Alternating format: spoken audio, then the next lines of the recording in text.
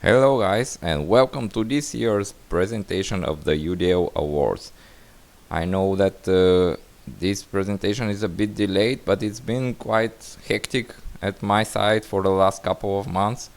Not that I'm complaining, I've been juggling work and traveling, and uh, also my brother's wedding and everything was going on. But now we should be able to focus on our off-season activities and look at the awards. And with this award presentation, we pretty much wrap up everything that's related to the previous 23-24 season, and we will wrap up also our prospect draft and the GM meeting. We'll go on maybe one more week, and then we will be officially on a break, the holiday break for the UDL, and then we're back in August with some summer videos. But before that, we look back at the best performers from last season. And without further ado, we start with the first category, which is the Gordie Howe Award and the most valuable forward in the UDL.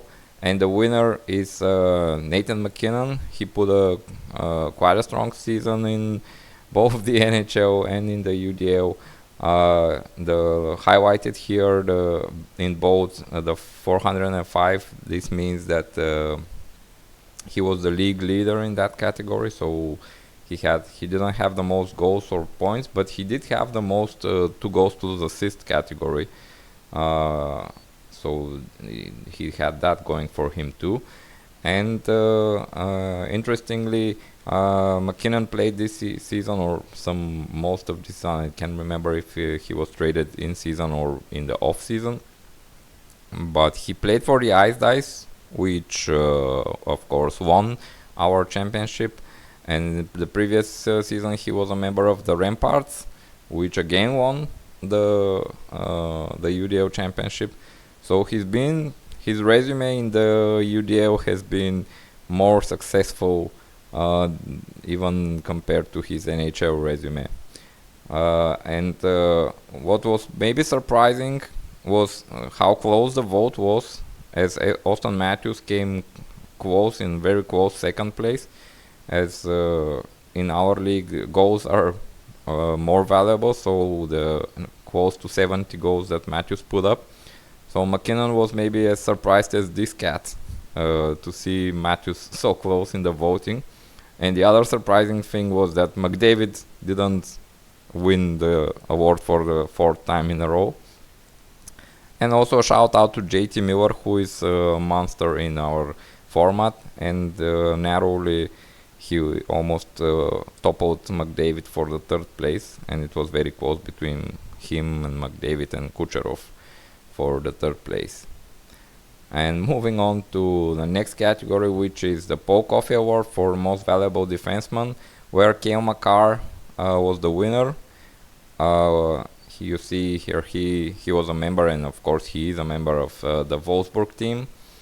What's impressed me about this category is that first, we don't have any repeat champions over the last 6 seasons, so basically since we started doing the awards. And also it was very close in the votes.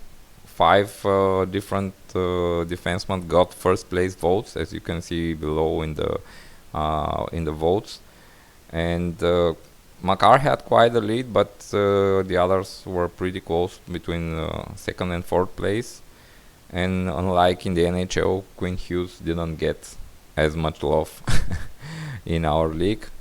And also Yossi and Dalin was very strong. And I want to give an honorable mention to Mackenzie Weegar, because it's not every day that you get 20 goals from one of the premier defensive defensemen in the league, and this is exactly what happens to Weegar during this season. Of course, he was and he's still a member of the Jackalopes team. But something else notable here is that Both Makar and Hughes played for the Grizzly Adams team, and the third and fourth place, Yossi and Dalin were members of the Turtles team. And for keeping with the teams, also Dobson is on James' team, so he has quite a scary defensive core. And you see that he got some individual awards. I mean, players from the Grizzly Adams got some individual awards, but he's still to materialize this in terms of team awards. So maybe next season will be the season of the Wolfsburg team, but we'll see. Next, we get the Dominik Hasek Awards, which was pretty anonymously went to Connor Hellebuck, same as in the NHL. Oh, this was not a big surprise. What's a little bit not surprising, but notable, let's say, is that he plays and he's still under contract with the Upper Canada Patriots, and basically was one of the little bright spots for the Patriots season. But Jeremy is rebuilding, so Hellebuck is one of the building blocks for the rebuild over the next seasons for the Upper Canada team. And you see that Hellebuck wins the award for the second time in the UDL since 2020, or not since 2020, but also in 2020. And he is now a double award winner, same as Vasilevsky. Next, we go into more, let's say, UDL specific awards, like the Bob Award for the best value contract in the UDL, and we have a repeat winner here in Carter Verhaeghe. And we talked about McKinnon, who was on both championship teams for the last 2 seasons in the UDL, and same can be said for Carter Verhaeghe. And this brilliant contract actually run out this season, so Verhaeghe will get paid probably in this year's auction. But this brilliant contract signed originally by Max will definitely remain as one of the best contracts in the history of the UDL. And you see also how the voting went. Charlie Lindgren came second, who had a great season and was signed by Jay, but traded later to the Hearst team. And also some other good contracts got some votes. Not all of the nominees got votes, but still the Verhaeghe one is definitely like the golden standard for auction contracts. And going to the other side of the spectrum of auction contracts, the Briz Awards for the worst value contract this year goes to Darcy Kemper, and he got 9 votes and more than double the second place votes. He played this year, or most of this season, for Andrew and the Scouts, but the contract was originally signed by the Sydney team, so by Jay, a couple of seasons ago, and for the first 2 years of the contract it didn't look that bad, but since last year Kemper had a pretty bad season. So this is a picture of Jay making the move, dumping Kemper when things went south. And on to the next award. It's the Ray Murray Memorial Award for best free agent pickup of the season, and we have joint winners here, and it's the only category to have had joint winners already in 21, and this happens for the second time. And Stowers and Lawson were both pretty good. Stowers had one of the best, if not the best, ratio stats among all goaltenders, although he was strictly a backup, but still he was very solid in most of his starts.